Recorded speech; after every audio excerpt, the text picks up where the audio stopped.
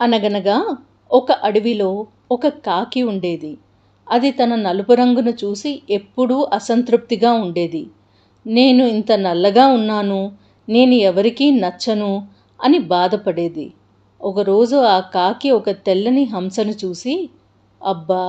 ఈ హంస ఎంత తెల్లగా అందంగా ఉంది, దీనికి అసలు బాధలే ఉండవు అనుకుంది. ఆ మాట హంసతో చెబితే హంస నవ్వి, నేను కేవలం తెల్లగా మాత్రమే ఉన్నాను, కానీ చిలుకను చూడు, దానికి ఎన్ని రంగులో, అది కదా నిజమైన అందం అంది. కాకి చిలుక దగ్గరికి వెళ్ళింది.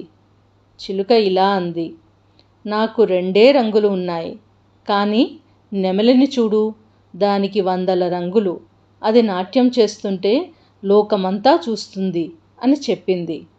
చివరకు కాకి జూలో ఉన్న నెమలి దగ్గరకు వెళ్ళింది.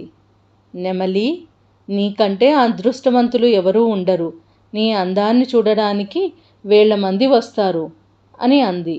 అప్పుడు నెమలి నిట్టూర్చి ఇలా అంది, నా అందం వల్లే నేను ఈ బోనులో బందీ అయ్యాను. నా రంగుల వల్ల నాకు స్వేచ్ఛ లేదు. కానీ నిన్ను చూడు, ఎవరూ నిన్ను బోనులో పెట్టరు, ఎక్కడికైనా స్వేచ్ఛగా ఎగురుతావు. నీకు ఉన్న ఆ స్వేచ్ఛ ముందు నా రంగులు ఎంత అని అడిగింది. అప్పుడు కాకికి జ్ఞానోదయం అయ్యింది, తన దగ్గర ఉన్న స్వేచ్ఛ అమూల్యమైనదని. ఈ కథ వల్ల మనం నేర్చుకున్న నీతి, ఇతరుల హోదాను, డబ్బును చూసి మనకు లేని దాని గురించి బాధపడటం కంటే మన దగ్గర ఉన్నదాన్ని గుర్తించి సంతోషంగా ఉండాలి.